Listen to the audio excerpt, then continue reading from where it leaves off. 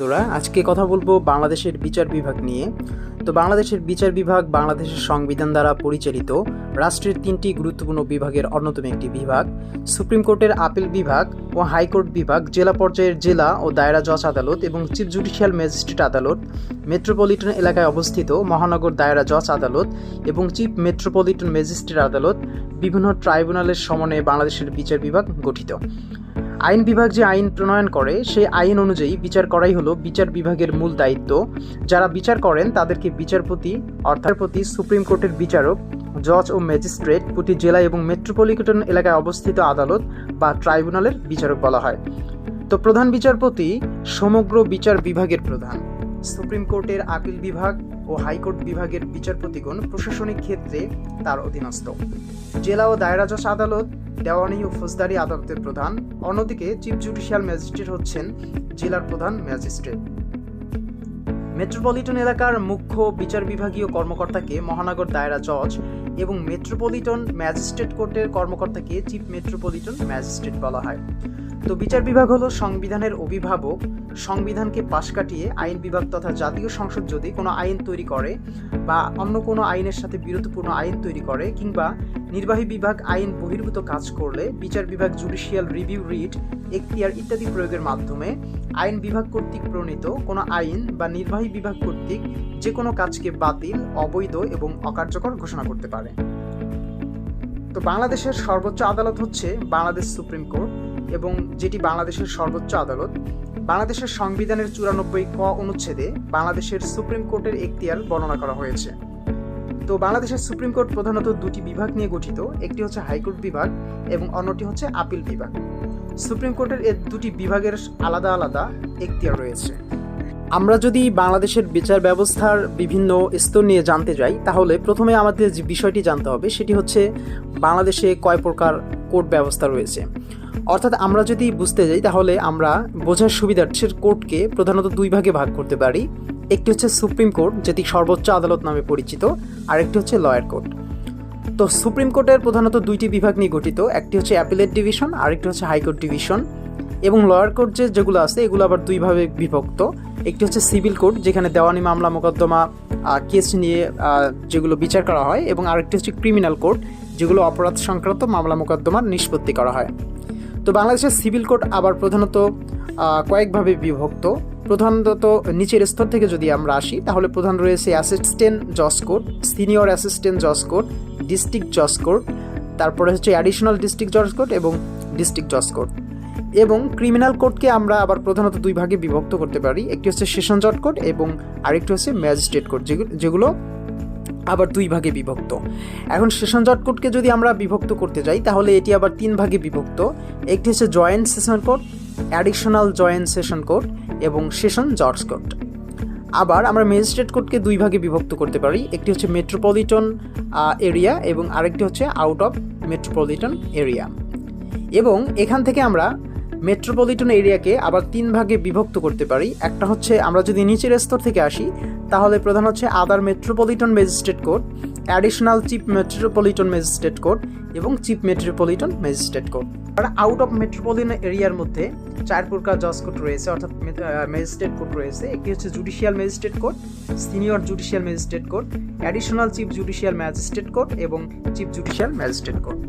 আজকে আমরা জানবো একটি জেলার জজ আদালত সম্পর্কে। অর্থাৎ জজ আদালত বা জজ কোর্ট হলো একটি জেলার দেওয়ানি এবং ফৌজদারি কার্যসমূহের আদালতসমূহ। তো জজ আদালত বা জজ কোর্ট বলতে বাংলাদেশের জেলায় সংবিধানের 114 অনুচ্ছেদের 2 বিধান মোতাবেক স্থাপিত দেওয়ানি এবং ফৌজদারি আদালতসমূহকে বোঝায়, যেগুলো জেলা ও দায়রা জজ হলেন।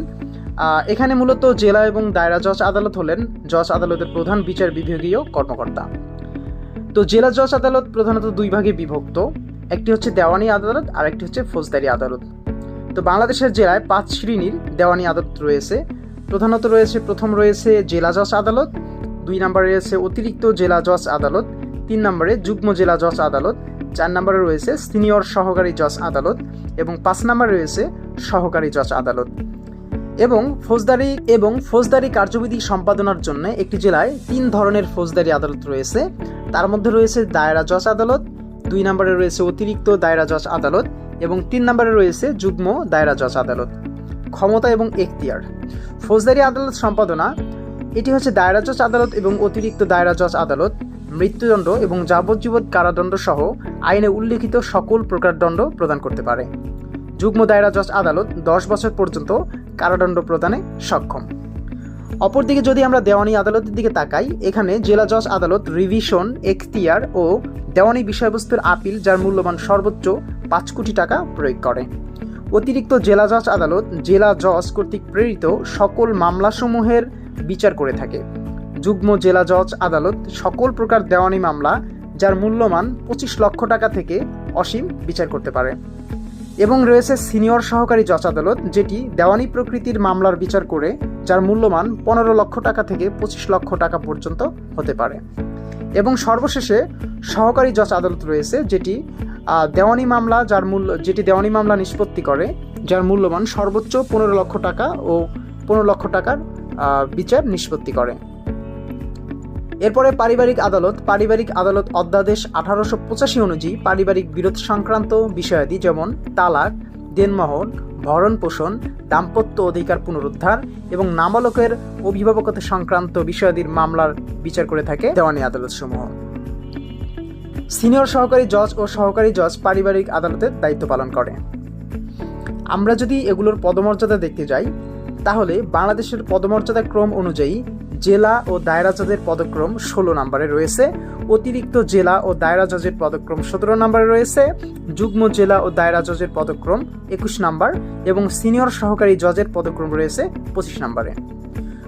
উল্লেখ্য, জেলার উল্লেখযোগ্য শীর্ষ কর্মকর্তাদের মধ্যে চিফ জুডিশিয়াল ম্যাজিস্ট্রেটের পদক্রম 17তম, অতিরিক্ত চিফ জুডিশিয়াল ম্যাজিস্ট্রেটের পদক্রম 21তম, জেলা প্রশাসকের পদক্রম রয়েছে এখানে 24তম এবং সিনিয়র জুডিশিয়াল ম্যাজিস্ট্রেট এগুলোর সাথে পুলিশ সুপার, উপজেলা নির্বাহী অফিসারের পদক্রম রয়েছে 25 নম্বরে। এবার জেলা ও দায়রা জজ আদালত বাংলাদেশের জেলার প্রধান বিচার বিভাগীয় কর্মকর্তা।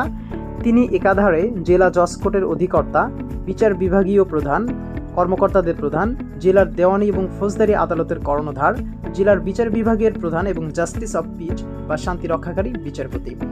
ওয়ারেন্ট অফ প্রেসিডেন্স অনুসারে জেলা ও দায়রা জজের পদমর্যাদা সরকারের সচিবের সমান।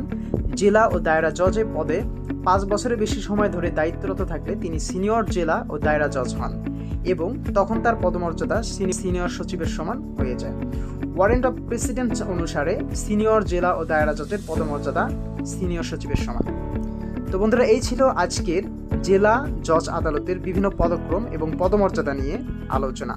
আশা করি আজকের আলোচনা থেকে এটুকু বুঝতে পেরেছেন এবং পরবর্তীতে আমরা যে বিচার বিভাগীয় যেগুলো আদালত আছে এগুলোর বিস্তারিত তথ্য নিয়ে হাজির হব। সে পর্যন্ত সবাই ভালো থাকবেন। আল্লাহ হাফেজ।